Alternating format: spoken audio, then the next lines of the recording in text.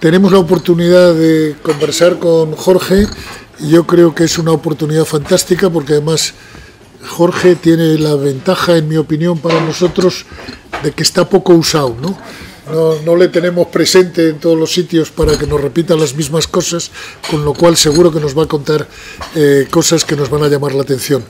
Comentaba yo antes con Margui que después de la sesión de la granja a la que asististeis algunos de los aquí presentes, uno de los temas que quedó flotando es ese enigma de China. China, ¿qué pasa con China?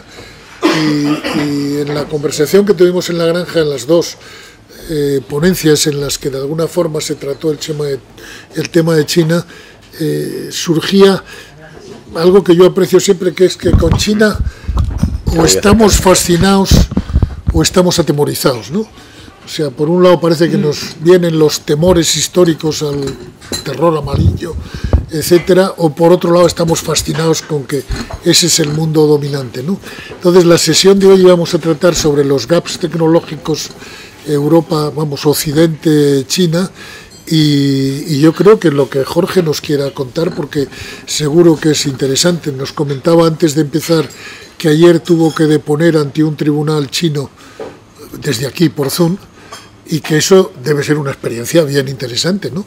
Porque intervenir como testigo en un pleito entre dos compañías que disputan cuestiones de patentes, una china y otra europea, pues ya nos contarás el fin del asunto, cómo acaba. En el fondo están discutiendo dinero, ¿no? Están discutiendo dinero. Pero a ver quién es el que se lleva un poco más de dinero, si Nokia o Oppo, ¿no? Y sin más preámbulos, cuéntanos cómo está el gap ese China-Occidente, por llamarlo en términos más globales. Pues muchas gracias por tus amables palabras, gracias Margarita por la invitación, gracias a todos por estar aquí.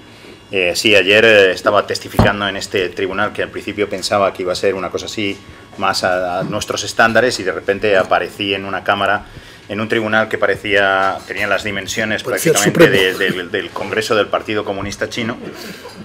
Y lo más terrorífico es cuando al terminar la sesión de ayer, después de 3 horas de juicio, me dicen: le vamos a mandar un correo electrónico con el transcript de su testimonio, está en chino, fírmelo. Y dije, ¿no podría alguien traducirlo al inglés o algo para que me lo lea antes? Parece que aceptaron que aquello era razonable y tendré la oportunidad de firmarlo el jueves. Pero eso sí, lo tengo que firmar delante de la cámara y que me vean que estoy estás firmando. Está bien. Bien, China, para entender China hoy, el crecimiento económico en China hoy, los retos que nos plantea Occidente, para entender todo este debate sobre la desconexión, el decoupling que dicen los americanos, creo que tenemos que dar 3 pasos atrás y pensar, y no os voy a llevar a la época de Confucio, pero no, seguro que me voy a quedar que sería relevante en algún sentido. Me voy a quedar en comienzos de este siglo y entender qué ha sido el crecimiento chino en ese periodo, qué externalidades ha generado sobre nuestras economías y cuál es su futuro y por qué hay un reto y dónde está el origen de los retos que hoy por hoy estamos discutiendo. En comienzos de este siglo, China entra a formar parte de la Organización Mundial de Comercio, porque seguro que se acuerda perfectamente de esto. Y eso supone un cambio radical en las perspectivas de crecimiento de la economía china. China se incorpora a todo el mecanismo de comercio internacional de Occidente. Quienes admiten a China en esos momentos piensan que eso es un paso importante no desde un punto de vista económico, porque es traer a los mercados una población muy importante y por tanto mercados muy relevantes, sino que también piensan que es un cambio que genera oportunidades políticas importantes, porque puede llevar o terminar por asimilar a China a nuestro mundo y convertirlo en un jugador estándar, más o menos, en el marco internacional, apoyando y fomentando lo que es un cambio de tendencia, el cambio de tendencia que se produce en China desde Deng Xiaoping, que es el movimiento desde la autocracia más radical que ha existido siempre en China hasta un pensamiento más confuciano, aunque sea dentro del Partido Comunista. Lo que China hace en la Organización Mundial de Comercio es tomar ventaja de las oportunidades que le presenta, pero no juega exactamente de acuerdo con las mismas reglas que los demás. Aprovecha la apertura de los otros mercados, pero no termina de abrir sus mercados. abre sus mercados de manera selectivamente, abre sus mercados a las máquinas herramienta alemanas, abre sus mercados a determinados productos que les sirven para apoyar y soportar su estrategia de crecimiento, pero mantiene tasas de crecimiento del consumo reducidas y el consumo, si es fundamentalmente un consumo doméstico. Exporta y subsidia sus exportaciones y de esta manera lo que genera es unas externalidades positivas y negativas sobre el resto de la economía. A determinadas empresas los mercados, la apertura por muy parcial que fuera de China les resulta positiva. Para muchas empresas el hecho de que China no se abra no es un problema, sigue siendo una ventaja porque lo que hacen es llevar sus factorías, su producción a China, donde se benefician de ¿qué? Pues de menores derechos sociales, de una mano de obra mucho más abundante y mucho más barata. Pero para las economías occidentales supone una serie de retos importantes. China exporta productos, pero exporta paro. Exporta productos, pero exporta una caída de los salarios reales en todas las economías occidentales, en los Estados Unidos y en Europa. ¿Por qué? Porque exporta deflación, exporta presiones con respecto a los salarios. Y esta tensión sigue manteniéndose en el tiempo y escalando y convirtiéndose cada vez en más importante en tanto en cuanto el crecimiento económico chino es muy fuerte y su peso en la economía global se incrementa y por tanto las externalidades positivas y negativas que genera a unos y a otros son mayores. El modelo chino, sin embargo, tiene límites y tiene unos límites muy significativos.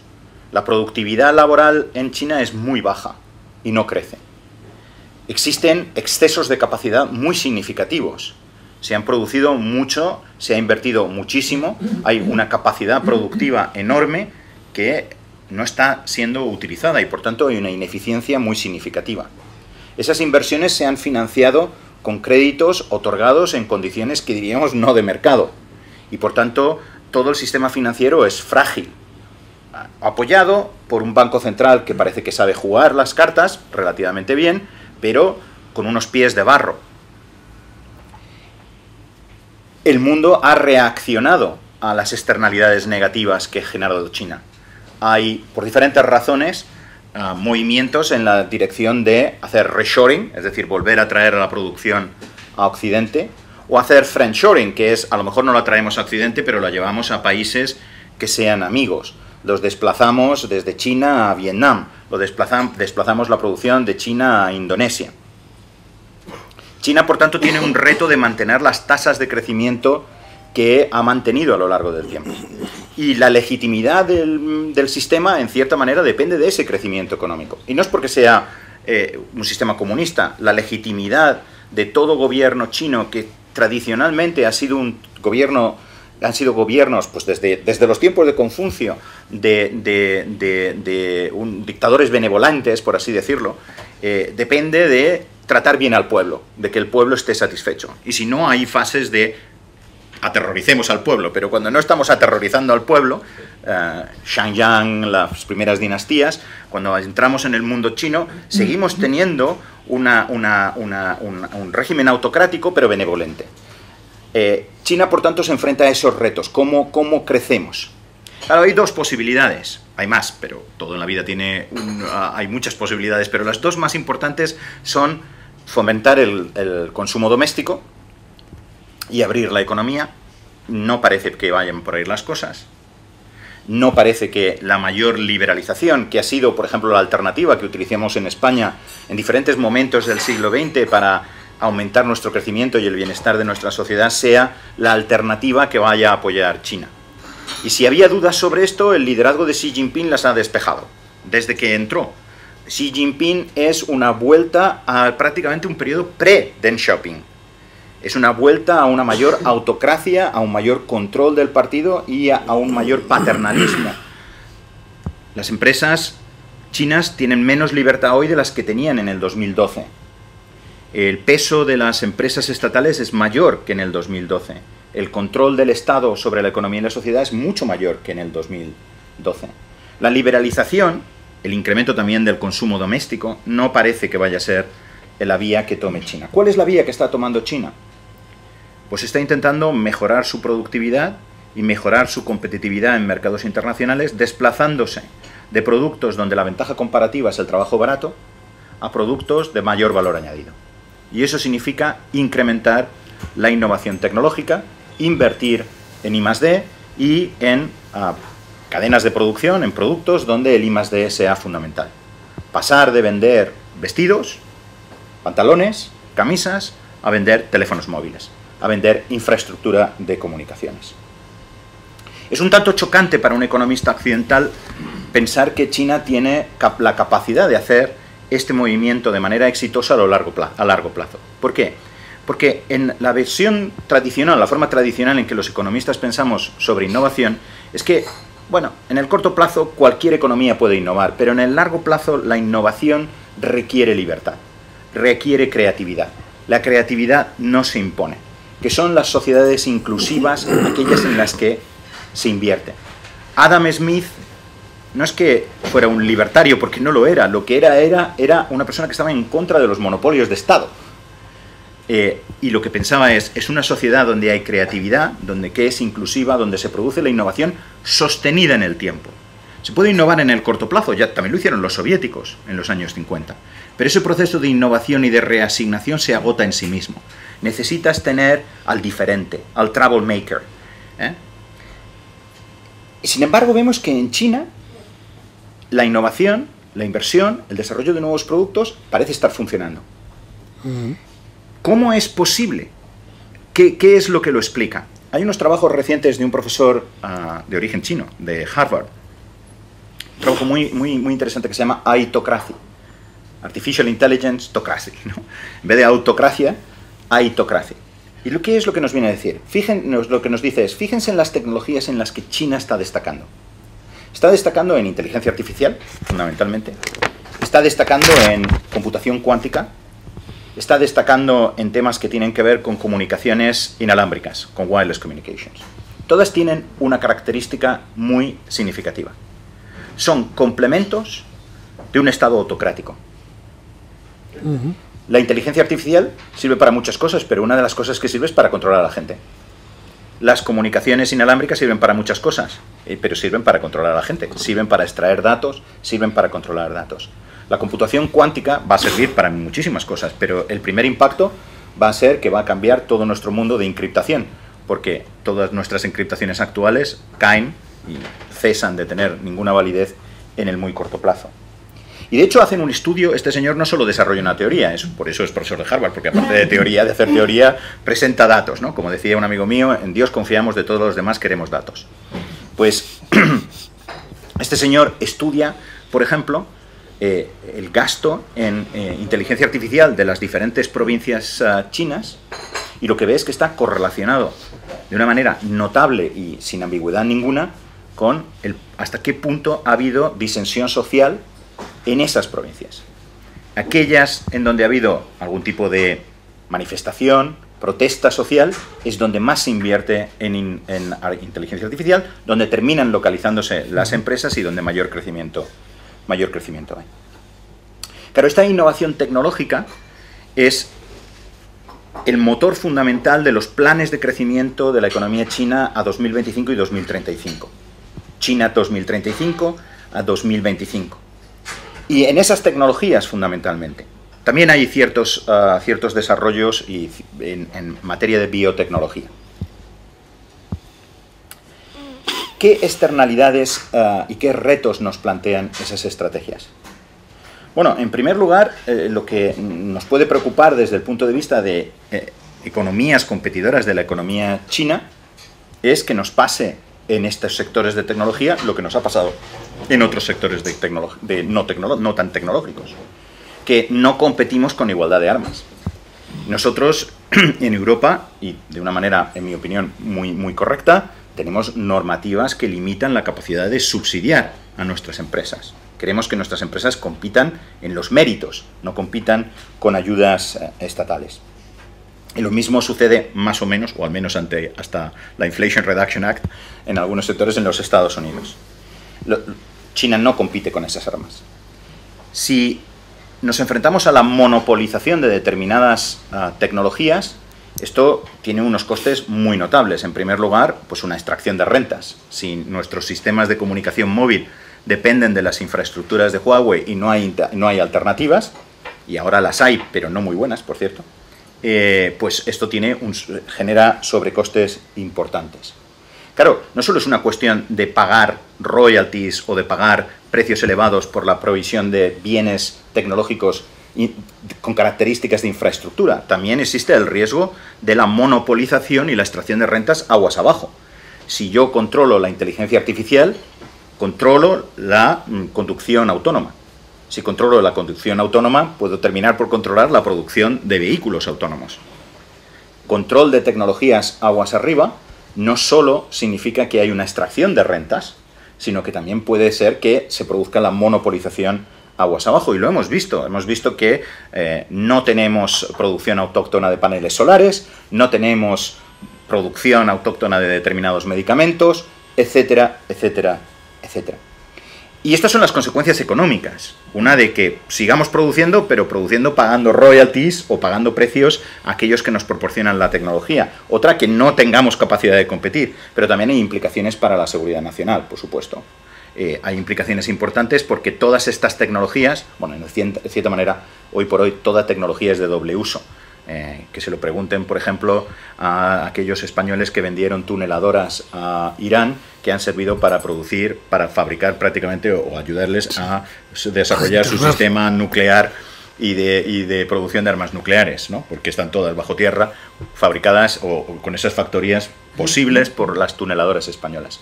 Hoy por hoy prácticamente toda tecnología es de doble uso, pero la tecnología de inteligencia artificial, las comunicaciones móviles, la computación cuántica, etcétera, son centrales. Y si alguien tenía dudas sobre la importancia de la tecnología en el campo de batalla, pues basta con mirar lo que está pasando en Ucrania para que nos hagamos una idea importante. Y obviamente tiene implicaciones, volviendo al marco económico, en la propia carrera tecnológica. En estos momentos nosotros hemos creado estándares globales. Por ejemplo, tenemos un estándar que se llama 5G, que es global, y todos nos beneficiamos de las economías de escala y alcance que se posibilitan con un estándar global. Eso también está en riesgo. Podemos pasar a un mundo de estándares fragmentados, donde existan los estándares occidentales, los estándares chinos, o vaya uno a saber. Y eso tiene también implicaciones. Tiene implicaciones en términos de innovación, tiene implicaciones en términos de crecimiento para la economía en su conjunto. Desde el punto de vista de los Estados Unidos, este es un reto particularmente importante. Para nosotros no, porque ya hemos dejado de ser hegemónicos, pero para los Estados Unidos, además, hay una implicación de hegemonía. La hegemonía de los Estados Unidos se mantiene a lo largo del tiempo y particularmente en los últimos años como consecuencia de su liderazgo tecnológico. El que su liderazgo tecnológico entre en cuestión es un reto hegemónico. Y es un reto significativamente diferente del que puede plantear la economía europea, la economía americana, o hoy por hoy la economía japonesa, la economía americana. Es un reto fundamentalmente diferente. Estados Unidos en estos momentos parece, por tanto, como consecuencia de todos estos retos, reaccionar y cambiar su estrategia. Ha pasado de una estrategia de, primero, intentar asimilar a China, segundo, tolerar sus diferencias, pero intentar reconducir, a una estrategia más similar a la que mantuvo con Japón en los años 40, a finales de los 30 y hasta Pearl Harbor, que es la estrategia de contención, más similar a la que mantuvo con Rusia, después del famoso largo telegrama de George Brennan y que estructuró la Guerra Fría, ¿no? La estrategia de Guerra Fría, que es la del desencaje, el decoupling, total o parcial, de momento parcial. ¿Por qué decoupling? Bueno, ellos, los americanos, creo que piensan que el reto que plantea China es fundamentalmente un reto de corto plazo. Ellos piensan, en mi opinión, que el reto de China es un reto fundamentalmente de esta década, quizá unos años más allá, pero no mucho más allá. Y que contener a China en estos momentos, y contenerla significa frenar sus capacidades tecnológicas, porque esa es la apuesta de crecimiento de China, significa que en el 2030 o en el 2035 tendremos un actor internacional importante, con un peso muy significativo, pero que no es un riesgo hegemónico. ¿Y por qué piensa que es un reto de corto plazo? Piensa que es un reto de corto plazo por razones fundamentalmente demográficas. China está perdiendo población, y está perdiendo población muy rápidamente. De aquí a final de siglo se estima que perderá, y cuidado que todas estas predicciones sobre población hay que tomárselas con bastante prudencia, porque, bueno, ya lo decía el jugador aquel de béisbol, predecir es muy complicado, sobre todo si tienes que predecir el futuro. Pero hoy por hoy la estimación es que pierden 400 millones. 400 millones es Europa, señores. Pero es que de aquí a 2100 se estima que pierden 80 millones, que es como perder a Alemania. Es una caída muy significativa. Es una caída muy significativa y cuando el input trabajo cae de una manera tan radical, pues pierdes energía. Pero es que no solo estás perdiendo energía en términos de número, es que tu pirámide de población cambia. Y no es lo mismo tener una pirámide de población con gente joven y energética que tener una pirámide de población con gente como yo, que ya estamos un poco más tranquilos. ¿Vale?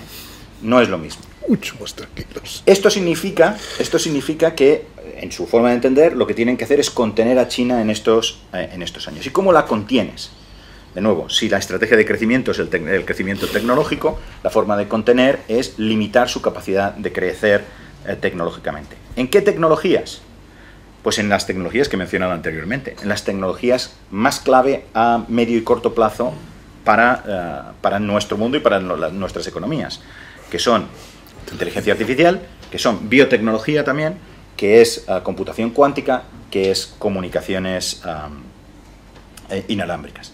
Claro, ¿esto a qué nos lleva? Pues, bueno, y de hecho lo vemos día a día, es decir, Estados Unidos está bloqueando la exportación de chips, no de todos los chips, de hecho los chinos producen muchos chips, pero de los chips de 7 nanómetros y menos, no sé si es 7 o 9 donde está el punto de corte, nanómetros o menos, que son los que son fundamentales para hacer ¿qué? Para hacer computación cuántica y para hacer inteligencia artificial.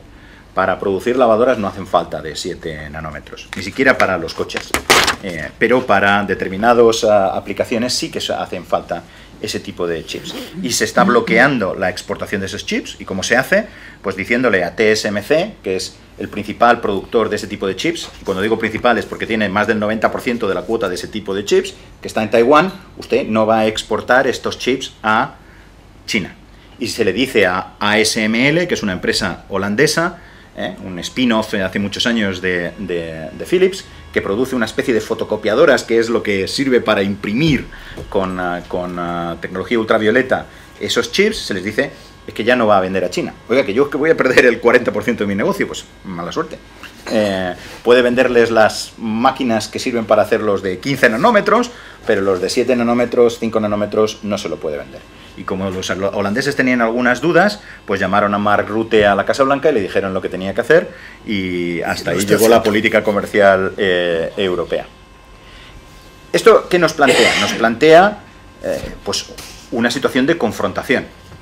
Recordemos que cuando los japoneses bombardean Pearl Harbor, en parte es en reacción porque les han bloqueado el suministro de petróleo, ¿vale? Los chinos obviamente muy felices no están, porque esta era su estrategia de crecimiento. Su estrategia de crecimiento es la estrategia tecnológica, no es la de apertura de mercados, no es la de fomentar el comercio doméstico, es la de ir por ese camino. Pero también tiene el coste, el desencaje también tiene costes para Occidente y en particular para Europa.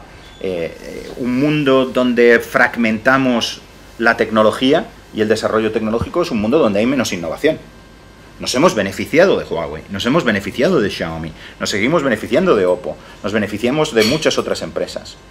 Pero además es que no solo es que impactamos el desarrollo tecnológico, es que el desarrollo tecnológico tiene spillovers positivos sobre otros sectores de la economía. ¿Tendrá externalidades? Sí, porque entraremos todavía más en un mundo de competencia entre estándares. Y claro, ¿quién gana el estándar? Cuidado que no estamos peleando solo entre Occidente y China.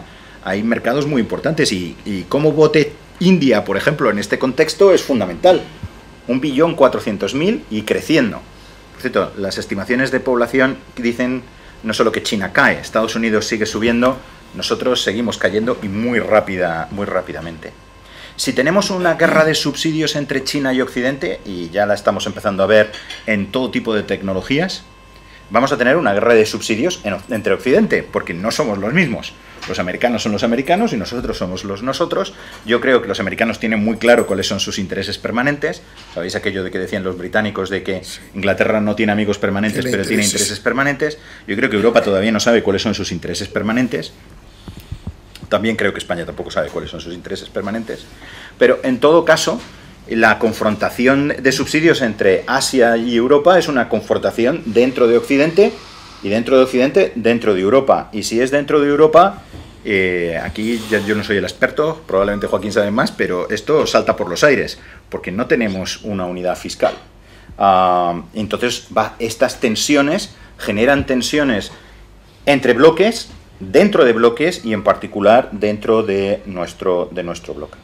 Y por supuesto, el problema además es que tenemos un problema de reducción del crecimiento a nivel global. China ha tirado de nosotros durante mucho tiempo, a pesar de que también nos ha generado externalidades negativas, y tenemos otras implicaciones que son el riesgo de guerra, hasta qué punto China se acomoda al nuevo status quo o decide, no, mire, es que a TSMC lo tengo a 150 kilómetros, ¿vale? Lo tengo a 150 kilómetros, ustedes americanos solo lo pueden proteger desde Japón y desde las Filipinas, que están muy lejos, ya no les sirven los portaaviones porque con la nueva tecnología los hundo en minutos. Con lo cual usted ya no tiene una muy buena manera de proteger a esos 20 millones de habitantes y en particular a esa empresa, ¿vale? Que no se quiere ir a Europa y no se quiere ir a Estados Unidos porque sabe que en el momento en que se vaya a Europa o Estados Unidos deja de proteger Taiwán. Entonces, hay un riesgo de guerra, por eso veréis que en la prensa hablan generales americanos. Tenemos una confrontación en el 2025-2026. Yo no sé, de nuevo, predecir el futuro es imposible. Pero lo que entra dentro de esta teoría que os contaba anteriormente, que ellos les llaman la zona de peligro, de danger zone, que es que el riesgo con China es de aquí al 2030 al 2035. Y es donde a ellos esto les preocupa. ¿Cuáles son las alternativas a esta dinámica? A mí esto ya sí que está muy por encima de mi salario. No lo sé, es muy...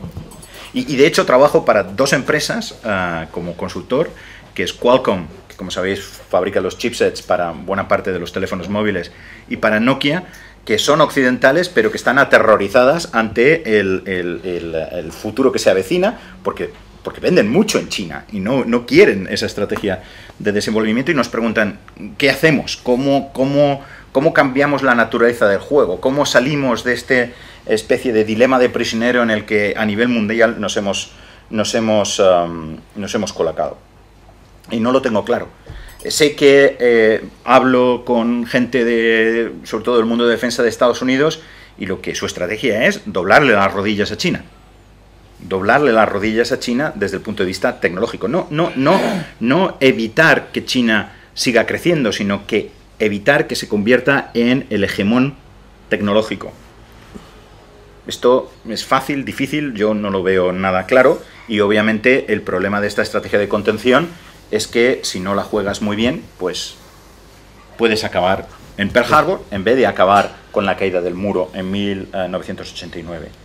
Hay quien piensa que la dinámica de caída de la población china, con independencia de lo que haga Occidente desde el punto de vista tecnológico, asegura su colapso. Yo soy totalmente escéptico sobre esta posición. China ha fluctuado sistemáticamente y a lo largo del tiempo y ha tenido mejores y peores épocas, pero hay países como China, como Persia, ahora llamado Irán, etcétera, etcétera, culturas y civilizaciones que permanecen en el tiempo y que no veo cómo puedes derrotarlas de manera no ambigua. Y lo que más me preocupa es la posición de Europa y cómo Europa reacciona a la nueva situación. Y en cierta manera veo que teníamos una posición relativamente autónoma hasta que Vladimir Putin invadió Ucrania, en la que intentábamos jugar un papel intermedio, un papel fundamentalmente pro-occidental, sobre todo en lo social, pero intermedio en lo económico. Pero creo que Europa se está quedando sin opciones, en parte como consecuencia de la necesidad que tenemos del paraguas americano para protegernos, para la seguridad de nuestro continente. Y me preocupa Europa porque digamos, ganadores y perdedores en este mundo, los va a haber dentro de la Unión. Uno de los grandes perdedores de los cambios que se producen es Alemania. No solo por los retos que le ha planteado la guerra de Ucrania, pero es que en la confrontación con China, el gran perdedor en Europa es Alemania, porque es quien ha vivido fundamentalmente de China. Y Alemania, de hecho, reacciona autónomamente y con independencia de la Unión. Scholz, uno de los primeros viajes que hace es a Xi Jinping y en cierta manera es un poquito vergonzoso en la forma en que se presenta. Es un vasallo más que un país autónomo. Francia no tiene las mismas dependencias de China, aunque depende de China también bastante. Pero Merkel, a donde más viajó siempre fue a Pekín. Sí. Y entonces, si los motores de la Unión tienen posiciones diferentes, confrontadas y no claras con respecto al nuevo contexto, pues eso va a generar más tensiones. Hay países que están vendidos a China. Grecia está vendida a China. Italia en parte está vendida a China. Portugal tiene un número de inversiones en sectores clave de la economía que expone a la economía portuguesa de manera tremenda. Yo no digo que los chinos sean ni mejores ni peores que los americanos, digo que que tenemos heterogeneidad en la forma en que respondemos a China, y eso va a generar tensiones internas. ¿Qué es lo que me preocupa? Me preocupa todo. Me preocupa el gran contexto, pero en el corto plazo me preocupa que esas turbulencias a escala global repercutan en nuestra Unión y le planteen todavía problemas adicionales. Y me preocupa el que cuando uno habla con empresas americanas y cuando uno habla con la administración americana, China y qué hacer con China y cómo reaccionar es motivo de conversación permanente, y ves una forma de pensar que parece típica de la teoría de juegos, que es racional, sinceramente, con muy pocas excepciones, y probablemente las excepciones más notables las haya encontrado en Digitrade y con una persona brillante como Carmen Martín Prats y otros en Bruselas, vamos un poco con el GPS apagado. Este es el contexto de la confrontación tecnológica en el que nos encontramos, que como veis no solo es una confrontación tecnológica, es una confrontación económica, nos estamos moviendo a otro nuevo mundo. No es el mundo de la Guerra Fría, no es el mundo post-1989, no es el mundo de la guerra del terrorismo, es el mundo que todo el mundo pensaba que mucha gente pensaba que se iba a producir mucho antes. Cuando Huntington escribe el Clash of Civilizations, sí, está pensando en ese mundo. Cuando los americanos deciden que mueven tropas a Medio Oriente de todos sus centros, incluso reservistas, pero que no desplazan tropas emplazadas en Guam durante la guerra terrorista, es porque están pensando que su confrontación en último término es con China. Pues esto ha llegado. Esto ha llegado, y como os he dicho, y me he dejado cosas, me he dejado las implicaciones que puede tener para la lucha contra el cambio climático, que son muy importantes, en una estrategia de desencaje, etcétera, etcétera, etcétera. Pero es un nuevo mundo, es un mundo fascinante, no tengo las soluciones, pero lo que quería hacer hoy es prácticamente poneros sobre la mesa las cosas que me preocupan, que creo que son las cosas que nos deben de preocupar, a unos más que a otros, pero nos deben preocupar. Dos cosas, Jorge, antes de abrir. El virus, la biotecnología, el virus, la pandemia, la respuesta de China, la respuesta, digamos, de Occidente. ¿Cómo ponderas eso en tu esquema que tienes dibujado? Y en segundo lugar, Ucrania. ¿Lo que pasa en Ucrania afecta a todo este montaje? A ver, empezando por el virus. A ver, hay todo tipo de teorías. Yo personalmente pienso que el virus es un accidente.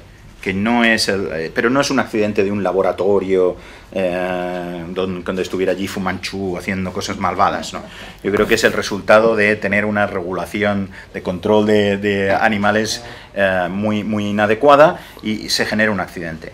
Un accidente al que China ve como un desafío, claro, de nuevo, en su mentalidad, que es una mentalidad confuciana, es la de yo soy el líder máximo cuya misión es proteger al pueblo, y el pueblo va a sufrir y mi misión es protegerle, yo soy el dictador benevolente, y entonces tengo que hacer lo que sea para protegerle. Su reacción inicial es positiva y su reacción es prácticamente aquella de no dejamos caer a nadie, al menos nadie delante de las cámaras. Lo que pase detrás es otra cosa, pero delante de las cámaras aquí no cae nadie. Y mientras están viendo que en Occidente pues estamos luchando contra el virus con probablemente, al menos desde el mundo de la percepción, menos eficaz y bueno, hay una autoconvicción y reforzamiento del sistema. Pero en muchas tecnologías están por detrás y en la tecnología, en biotecnología, hoy por hoy están por detrás. Y ellos no tenían la tecnología para desarrollar pues estas vacunas de... nosotros le cambiaríamos las letras con respecto a los americanos, y además como es Severo Ochoa el que lo descubrió, el ácido ribonucleico móvil, esta tecnología no la tenían. Y su orgullo les impide aceptar la ayuda de Occidente, entre otras cosas porque han vendido en la fase inicial que ellos son los que saben gestionar esto brillantemente. Y yo creo que es un dilema en el que se coloca el liderazgo, en el fondo en el que prácticamente pone toda la carne en el asador.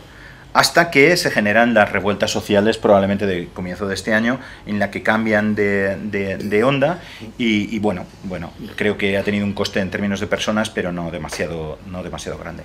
Yo creo que esto lo que demuestra es que la tecnología china no es insuperable. Es decir, en determinadas tecnologías van por delante de nosotros, en otras no van por delante de nosotros, van a tener siempre el problema de que les va a faltar la libertad, que es la fuente de creatividad, y por tanto van a tener que estar haciendo desarrollos tecnológicos muy dirigistas, donde cuando les salga bien les saldrá bien, pero cuando les salga mal lo que harán es, en vez de retirarse, es doblar la apuesta, como han hecho otros en el pasado, y llevar a su economía a una situación de dificultad, pero no iría más allá de ello. Yo creo que simplemente es eso. Se ha demostrado que es un rival que está creciendo en lo tecnológico, pero que está muy atrás en determinados campos y en particular en biotecnología. Ucrania. A mí, es trágico decirlo porque además tengo muchos amigos ucranianos y me he dedicado a apoyarles en todas las formas que he podido. Pero a mí Ucrania me parece que es más un problema nuestro que un problema global.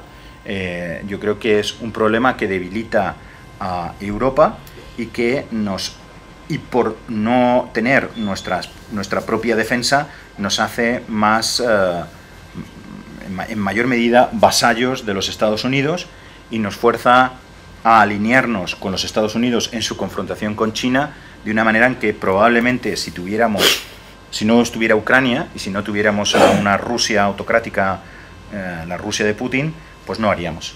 Y es el resultado, para mucha gente dicen que son errores europeos, yo creo que no. Yo creo que Ucrania es el resultado de errores de los Estados Unidos. Y son dos fundamentalmente.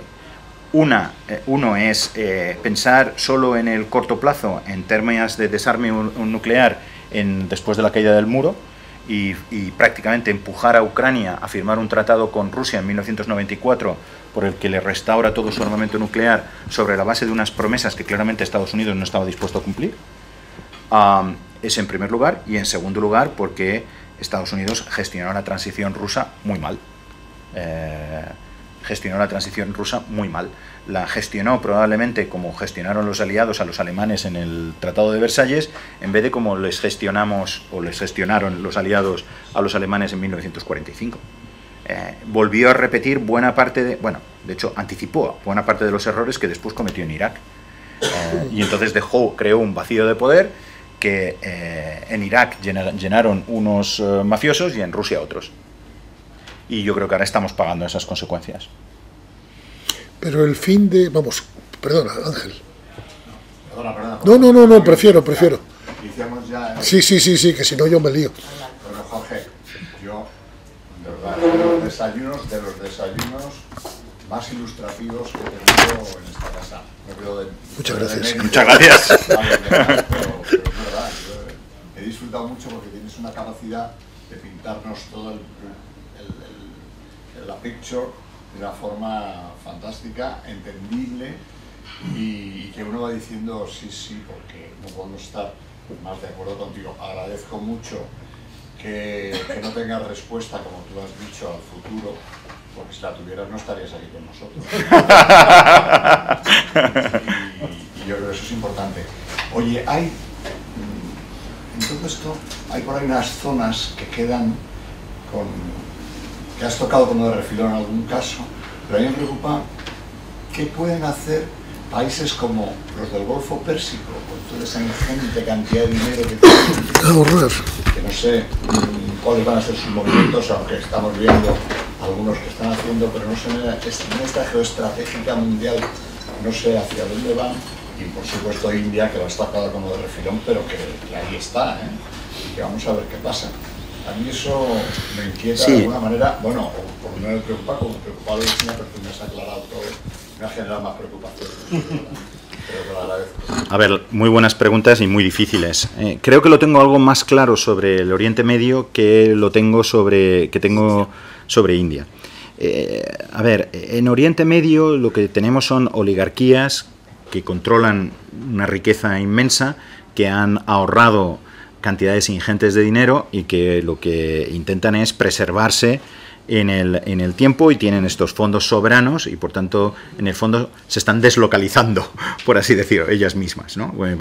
Pueden vivir en Riad, pueden vivir donde quieran, pero viven en cierta manera deslocalizados. Y por otra parte, el país más grande de todos ellos, que es Arabia Saudí, está intentando jugar una estrategia de reconvertirse, una estrategia un tanto peculiar, un poco hiperbólica, ¿no? Conocéis la iniciativa de NEOM, de Mohammed bin Salman, y están intentando, de cierta manera, reconvertirse a ser un país diferente en un mundo donde el combustible fósil no es tan importante. Bueno, son poblaciones relativamente pequeñas, son altamente controladas y probablemente, bueno, con suficientes ahorros como para permitirse sobrevivir en este mundo. Su gran reto es controlar la disensión abajo. Arabia Saudí tenía ese reto fundamentalmente en Yemen y fundamentalmente porque estaba financiado por Irán, y yo creo que bueno, esto le han puesto punto y final con la ayuda de China, a la que no le interesa tener confrontación con Oriente Medio porque es muy dependiente en el corto plazo de sus combustibles fósiles, y porque además tanto Irán como Arabia Saudí son parte de su estrategia de ir expandiendo bases comerciales y bases militares, por cierto, junto con Pakistán. India es la gran incógnita para mí, porque porque le veo en cierta manera, ¿cómo decirle? Es como, debe de ser Géminis, o sea, debe tener como una situación un tanto esquizofrénica. Por una parte son antiamericanos, y tradicionalmente han sido aliados de los rusos, y por otra parte son antichinos. Tienen problemas serios con China en el Himalaya. Pueden ser rivales estratégicos en el medio plazo.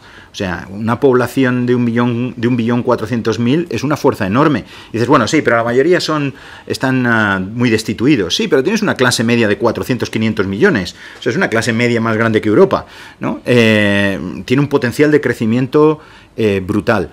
No se ve como líder geopolítico, pero ¿cuánto tardará en verse como líder geopolítico? Es una potencia nuclear, enfrentada a dos potencias nucleares y rodeada por una tercera. O sea, nadie tiene esa posición en el mundo tan complicada como tiene India. ¿Qué es lo que suceda? Yo no lo sé, pero desde luego sí que sé, o sí que pienso, que donde se decante India probablemente sea el elemento más crucial para determinar qué pasa a escala geopolítica, no en esta década, pero sí hasta final de siglo. Joaquín. Sí, muchas gracias, Jorge. Coincido con las valoraciones extrapositivas que se ha hecho Ángel Durán, es interesantísimo, pero me surgen dos preguntas. Una, te has referido a los límites de la capacidad de innovación china por la falta de mercado a ese nivel.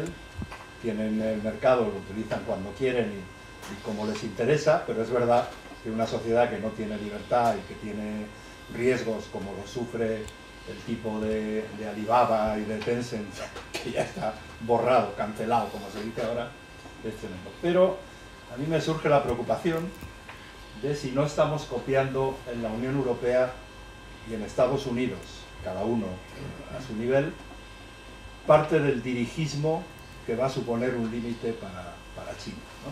Por eso no soy tan optimista como para pensar que el potencial de China, al cabo de 15 años o 20, con la estrategia esta de contención, se va a ir esfumando. Es verdad que tiene un problema demográfico tremendo, pero me temo que en cierto modo estamos copiando, por culpa de la competitividad y de la presión china en lo económico, en lo tecnológico, en la innovación, estamos copiando ese dirigismo.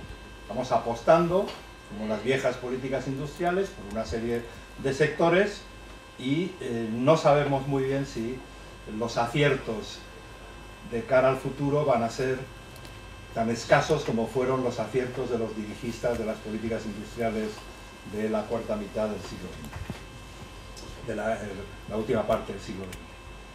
Por un lado, ¿cómo ves el dirigismo en algunas reacciones de la Unión Europea? Control de inversiones extranjeras, control de subsidios exteriores, definición de qué sectores hay que apoyar, decididos por, no sé si por María Martín Prats en Digitrade, que la conozco bien porque trabajaba conmigo, es estupenda, pero no sé muy bien si vamos a acertar o no y me preocupa. A riesgos de que el mercado interior sufra. Y el mercado interior es nuestra base sólida de apoyo para tener esperanza en el futuro en las economías europeas y en las sociedades europeas. Y dos, has dicho que no te daba tiempo, con razón, porque has tocado cantidad de cosas en tu intervención, en tu presentación, pero hay un aspecto de la dependencia que tenemos respecto de China que no sé cómo se puede eliminar, que son las materias primas necesarias para desarrollar las tecnologías orientadas a la lucha contra el cambio climático por las que estamos apostando. El grado de dependencia que tenemos en Europa sobre materias primas que tiene China o que refina China y que compra en África o que compra en todo el resto del mundo es elevadísimo, mucho mayor que la dependencia que tenemos hasta ahora de los combustibles fósiles del Oriente Medio y de eso. Y ese aspecto me gustaría que lo comentase. Son dos conferencias de... Bueno. Dos cursos. Pero lo resume todo muy bien. Sí, sí. Joder. A ver, voy a empezar por la segunda. En metales raros yo creo que China debe de tener una cuota de mercado del 90% en estos momentos. Y por tanto tenemos una dependencia radical de China. Nos condiciona no solo en el desarrollo de tecnologías de comunicación móvil, etcétera, etcétera, nos condiciona, por ejemplo, en la capacidad de producir baterías para almacenamiento, elemento central y necesario para una política de renovables que funcione a largo plazo. Es importante, por tanto, que no sé si llamarle decoupling o de-risking, es como le llaman unos u otros, o nos desencajamos o limitamos el riesgo. Obviamente tenemos que buscar alternativas. Litio hay en varios sitios. Litio hay en España, litio hay en Portugal, litio hay en Suecia, litio hay en otros sitios. Abrir una mina en Occidente en estos momentos, sobre todo en Europa, es prácticamente imposible por razones medioambientales. Pero, como se suele decir, ¿no? Apurado te veas. Apurado te veas. Y probablemente pues la actitud tenga que cambiar. Pero por otra parte, donde estamos cometiendo un error con respecto a China es en no ser mucho más proactivos en África y en Latinoamérica. La actitud de la Comisión Europea con respecto a Mercosur me parece, en mi opinión, triste. Yo creo que hemos abandonado esos mercados a China. Yo en estos momentos trabajo para unos chinos en relación con una mina en Chile, ¿no? Y dices, ¿y qué hacen estos tíos en Chile? Bueno, pues es que hacen allí. Lo curioso es que además sacaron aquella mina como consecuencia del control de concentraciones en un sector que nada tenía que ver con la minería. Hemos abandonado esos territorios y no podemos hacerlo, porque esos son fuentes de metales raros. Por otra parte, la oferta de metales raros, si lo pensamos desde una perspectiva de medio plazo, puede cambiar radicalmente, porque si verdaderamente el permafrost desaparece y hay bastante, o sea, más deshielo en el norte, se abren nuevas áreas de exploración donde supuestamente hay ese tipo de metales. Luego, la otra pregunta es todavía mucho más complicada y mucho más importante. ¿Estamos copiando el dirigismo? En parte. Yo creo que sí. Yo creo que la Inflation Reduction Act de los Estados Unidos es un movimiento en el dirigista y buena parte de lo que está pasando en Europa es dirigista. Yo creo que es bueno protegerse con respecto a compras, digamos, no de mercado de rivales estratégicos o sistémicos, pero hay que tener cuidado, porque terminamos protegiendo a Danone como empresa sistémica, y no es de coña, porque es una de las empresas sistémicas en Francia. Y la política industrial de los 60 y 70 no dio grandes resultados, ni la de los 80, porque es muy difícil y porque precisamente la mejor política industrial no es ninguna. Hay que tener cierta política industrial, pero es una política industrial que lo que no hace es frenar la creatividad y la libertad innovadora y no sustituirla en su totalidad por el dirigismo. Pero hay determinados factores que nos empujan en esa dirección. A ver, si pensamos en la naturaleza y las razones de la política industrial en Europa de mediados del siglo XX y en Estados Unidos, en parte fue una reacción a la Unión Soviética y al éxito inicial económico, real o percibido, de la Unión Soviética. La Unión Soviética crecía muy rápido a finales después de la Segunda Guerra Mundial, en los 50 y a primeros de los 60.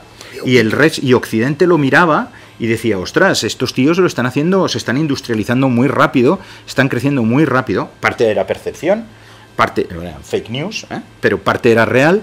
Y de ahí surgen también planes quinquenales en muchísimas economías occidentales.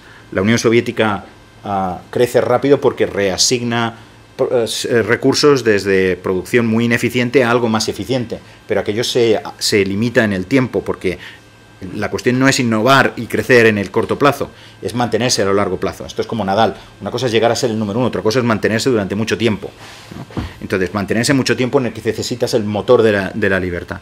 Entonces, ¿a mí me preocupa el dirigismo actual? Sí, y me preocupa porque además hemos perdido a los británicos, que, como decía Franklin Delano Roosevelt de los Somoza, podían ser unos hijos de puta, pero eran nuestros hijos de puta. Y con sus hijos putadas nos ayudaban a que fundamentalmente a frenar las tendencias, pues eso, exacto, estatalistas y dirigistas de franceses y alemanes. Y ahí me preocupa, sí que me preocupa.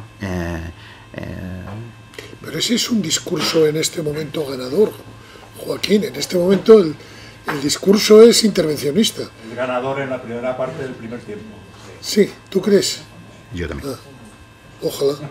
Yo también. Sí, pero yo leo los periódicos españoles, por ejemplo, y son todos iguales. Ahora me llaman. Ya ni te cuento. Sí. Felicidades porque la intervención ha sido magistral, sin ninguna duda. A una brillante exposición de todos los elementos has introducido un elemento adicional, que es la idea que tienen los americanos de gestionar el tiempo, ¿no? Y ver cómo China se la puede bloquear en determinadas áreas a la espera de que los problemas potencialmente internos que tiene, que son muy graves, exploten. Y ahí es donde te quiero preguntar. Si la situación económica china no alcanza los niveles de crecimiento a los que estaban acostumbrados y a los que necesitan para, incluso con esa población que tienen, poder dar esos niveles de crecimiento, ¿cuál es la estabilidad social? Porque todos pensábamos, y visto desde Europa o visto desde Estados Unidos, donde a cada manifestación hay un incendio, o si no, medio ataque de guerra civil, o tomas de parlamentos o de congresos, o sea, nos parecía que lo de China es como un bálsamo de estabilidad, pero ya hemos visto que hay en determinadas circunstancias donde de repente puede saltar el conflicto y donde menos te lo esperas. En la COVID, por ejemplo, ante una decisión tan autocrática, la población se rebeló y tuvieron que echar marcha atrás. Entonces, pregunto, si la situación económica en estos años, esa dimensión temporal, en esos 5 o 10 años, China no consigue despegar, ¿crees que ese puede ser un elemento desestabilizador de la organización política como para que les haga cambiar? De nuevo, predecir el futuro es muy complicado. Yo lo que creo que podemos hacer aquí es irnos, ahora sí que nos podemos ir atrás a la historia de China.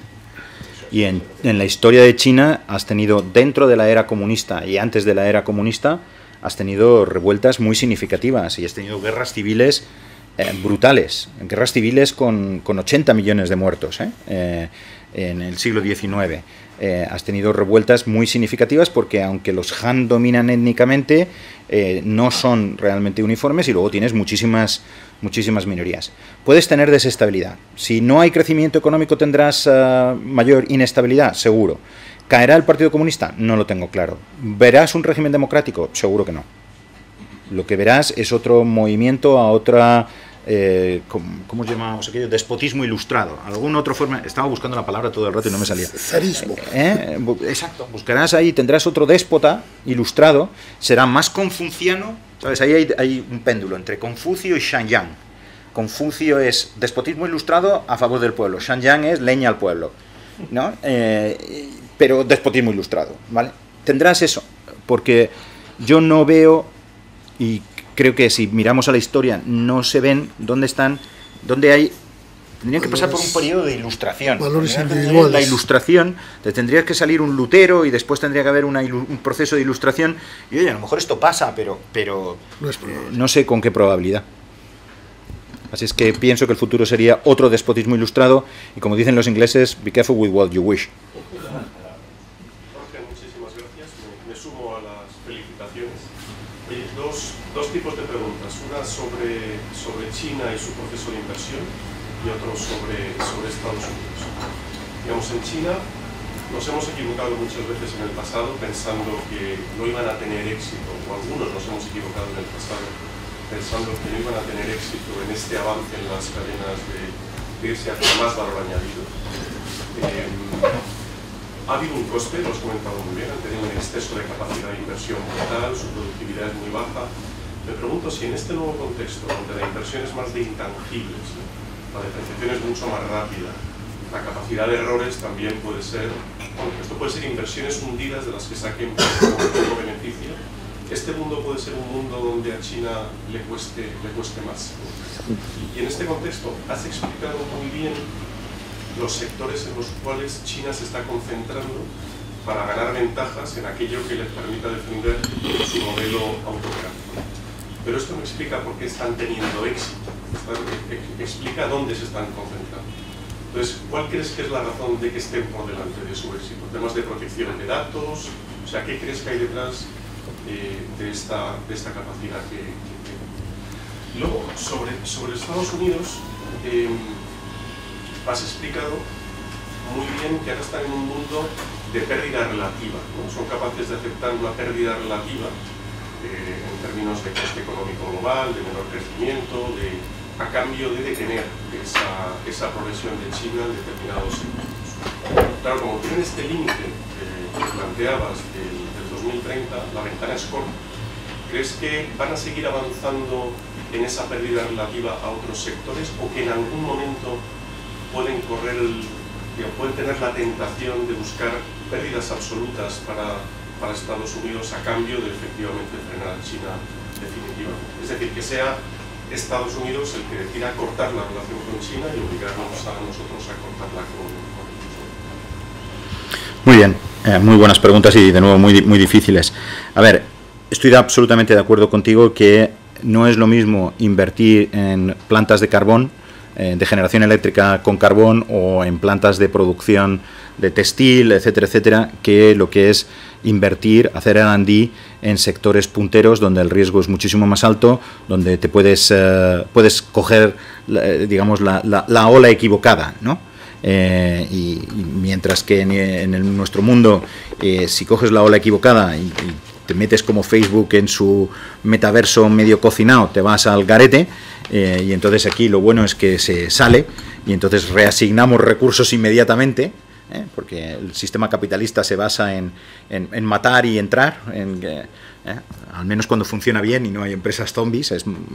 Ellos van a tener empresas zombies siempre, y si se equivocan les va a costar. Y por eso yo pienso que sí, pueden tomarnos la ventaja, pero van a tener límites derivados de la falta de libertad, creatividad, y sobre todo de reconocer de que el que mete la pata sufre y sale y se tiene que reinventar. Ford no hubiera llegado a ser lo que fue si no hubiera quebrado 3 veces.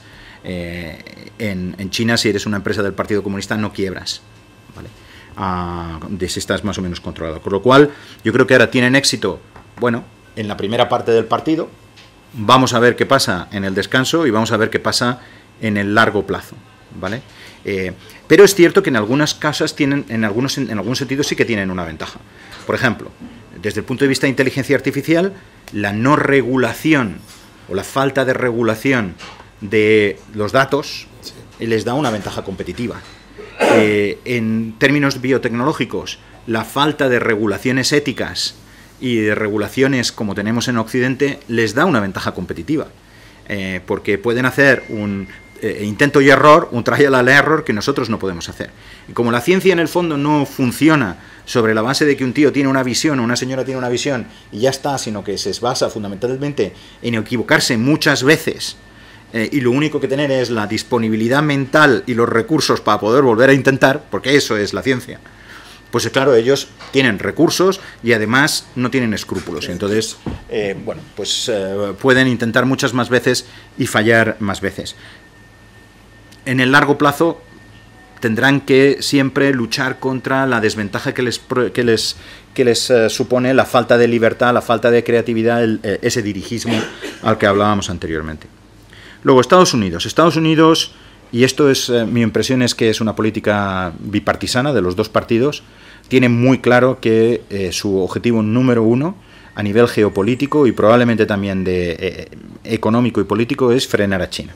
Que ha llegado el momento, ya se han quitado creen que se han quitado buena parte de las distracciones, sobre todo la distracción del Oriente Medio, y se la han quitado porque, entre otras cosas, han desarrollado su propia producción de combustibles fósiles con el shale gas y shale...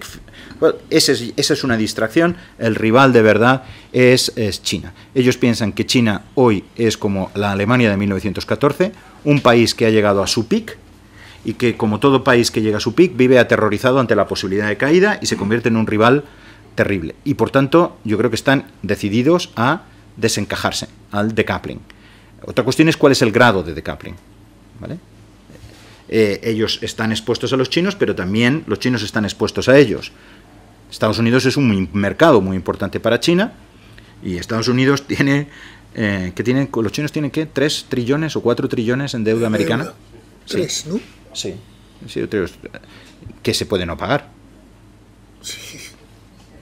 Con lo cual, esto es como todo, cuando ya sabemos aquello, ¿no? Debes $1.000 es un problema para ti, debes 3 trillones de dólares es un problema para el otro.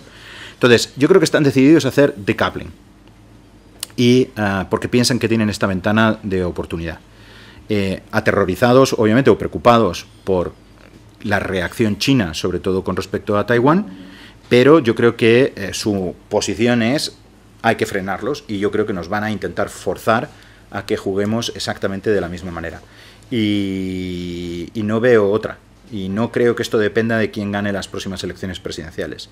Creo que está ahí y que es el mundo mundo real, al que vamos.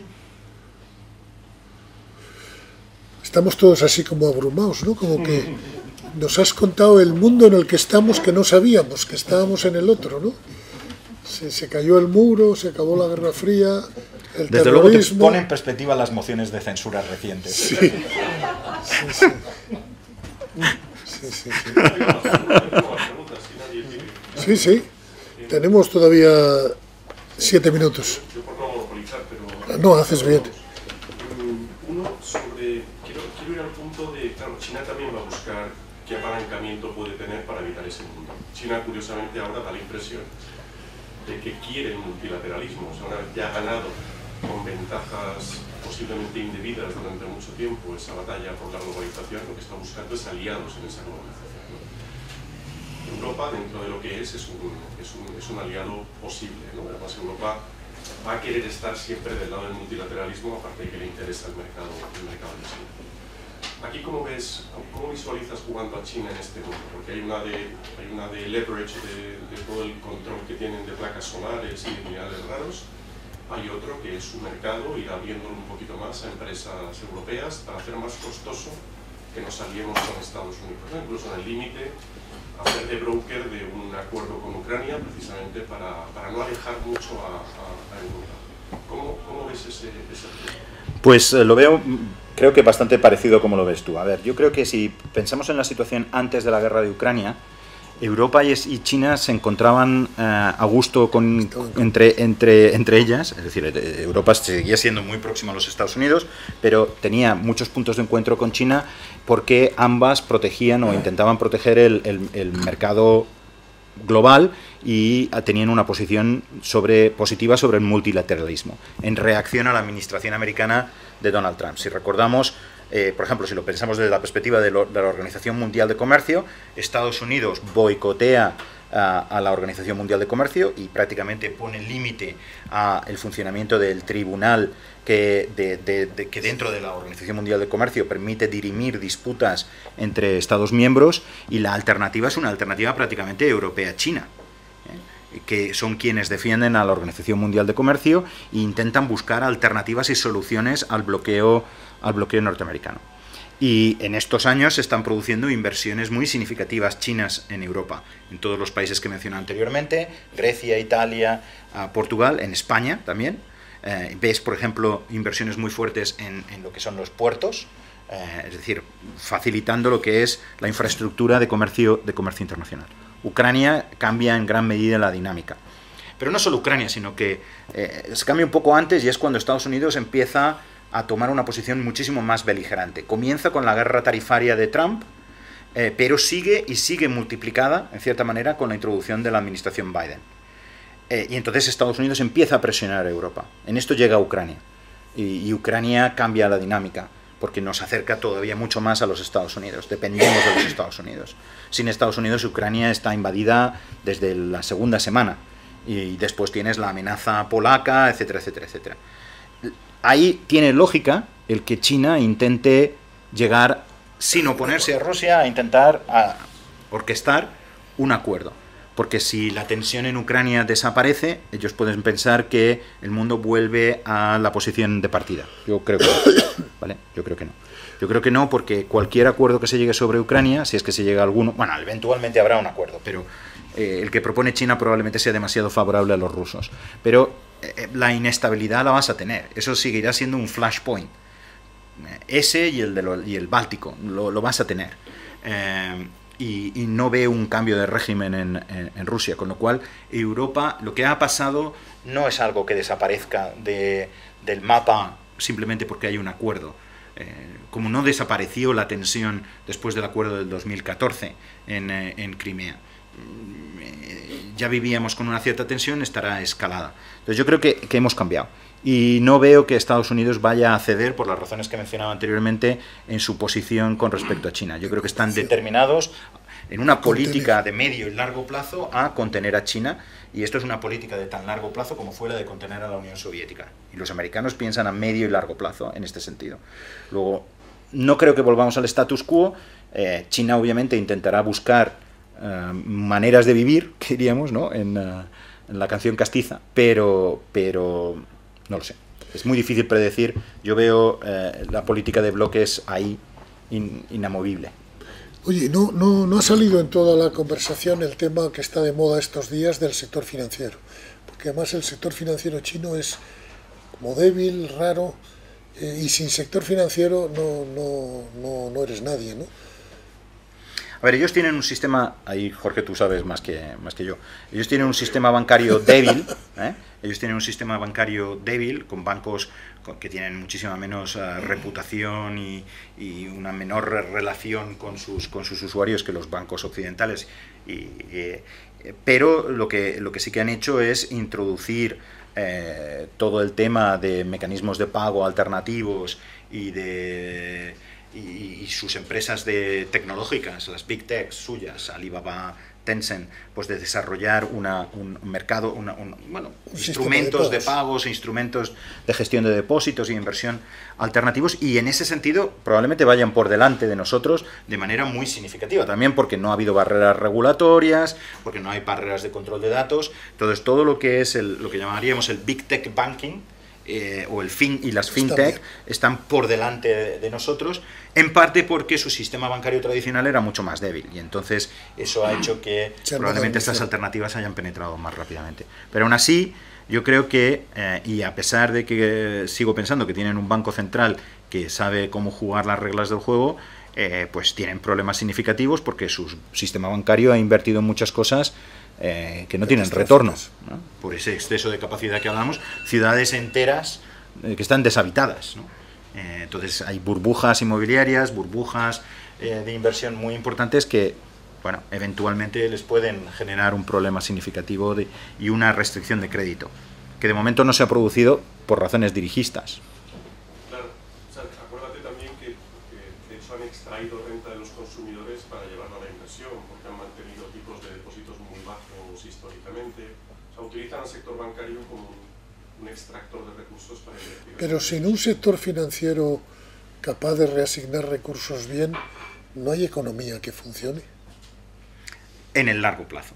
En el corto plazo puedes funcionar porque estás sacando recursos de donde puedas, de las familias, y se las colocas a la inversión. El problema es que tú necesitas que, en el fondo, la economía es cogerse de los cordones de los zapatos y levantarse uno mismo. Y es la belleza de la economía y el gran misterio, ¿no? Estos tipos tienen a Unio que levanta el zapato, pero ahí se acaba, ¿no? Entonces, la cuestión es qué pasa en la segunda parte. Oye, pues con este final poético de los zapatos y el levantarse, yo creo que hemos dejado el asunto bordado, ¿no? Oye, ganas de otra sesión en breve, ¿eh? Pues nada, muchísimas gracias por vuestras preguntas. Ha sido un placer.